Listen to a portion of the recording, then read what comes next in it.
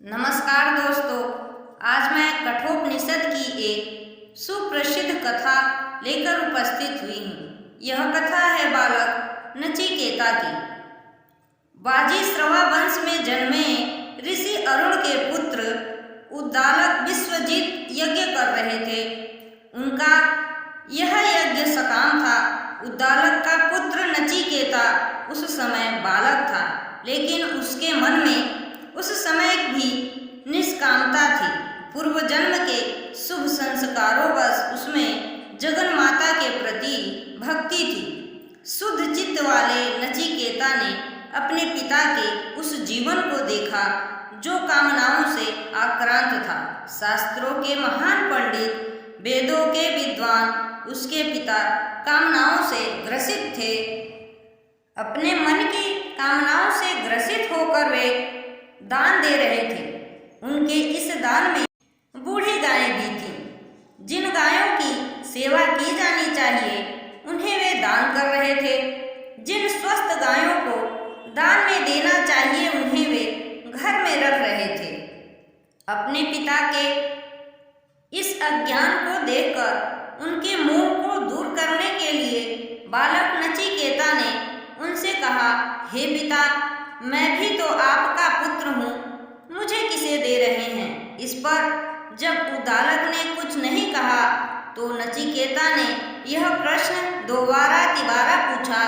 बार बार पूछने पर शास्त्रों के ज्ञानी उद्दालक क्रोधित हो गए और चिढ़कर उन्होंने कहा, अरे तुझे मैं मृत्यु को दूंगा। पिता के क्रोध से बालक नचिकेता विचलित नहीं हुए।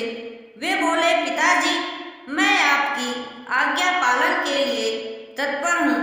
अब मैं मृत्यु के घर यम के द्वार जा रहा हूँ। पुत्र की इस सत्यनिष्ठा व दृढ़ता से उद्दालक सहम गए, पर अब वे करते भी क्या। जगन माता के अनन्य भक्त नचिकेता अपनी भक्ति एवं तप के बल पर यमपुरी पहुँच गए।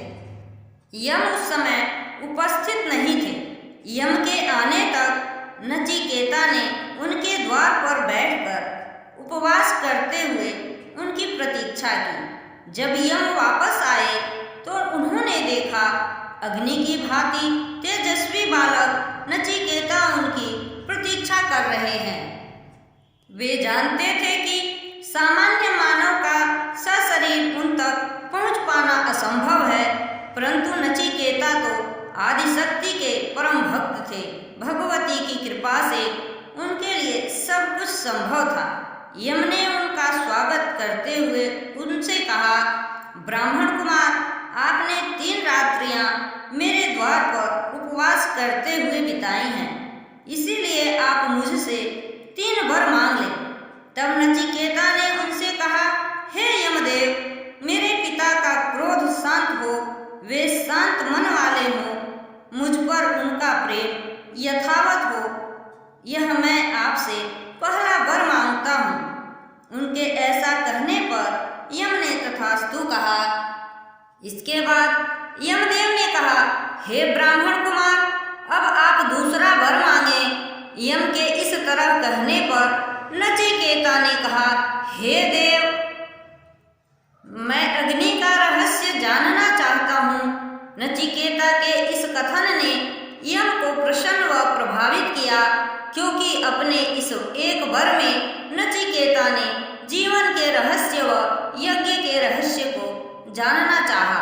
बालक की इस जिज्ञासा का समाधान करते हुए यमदेव ने नचिकेता को संपूर्ण अग्नि विद्या का उपदेश देते हुए अंत में कहा, यही विराट रूप से जगत की प्रतिष्ठा का मूल कारण है। इसे आप विद्वानों की बुद्धि रूप गुहा में स्थित समझिए। दूसरे वर के रूप में नचिकेता को अग्नि विद्या प्रदान करने के बाद यमदेव ने उनसे कहा, हे नचिकेता, अब आप तीसरा वर मांगे। तब नचिकेता ने उनसे कहा, आप मृत्यु के देवता हैं।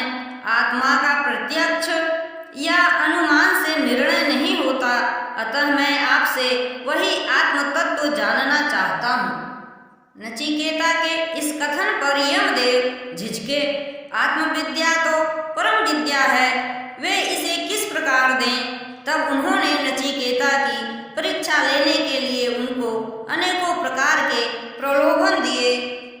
आत्मविद्या के बदले उन्होंने अन्य प्रस्ताव उनके सामने रखे, लेकिन भगवती की भक्ति के प्रभाव से शुद्ध चित्त वाले नचिकेता ने उन सभी को अस्वीकार कर दिया।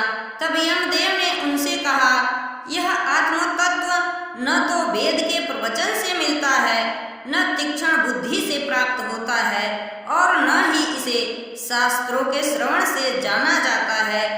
इसे तो बस शांत और निष्काम व शुद्ध अंतःकरण वाले ही प्राप्त कर सकते हैं। जगन्माता की भक्ति के प्रभाव से तुम इसके सुपात्र हो।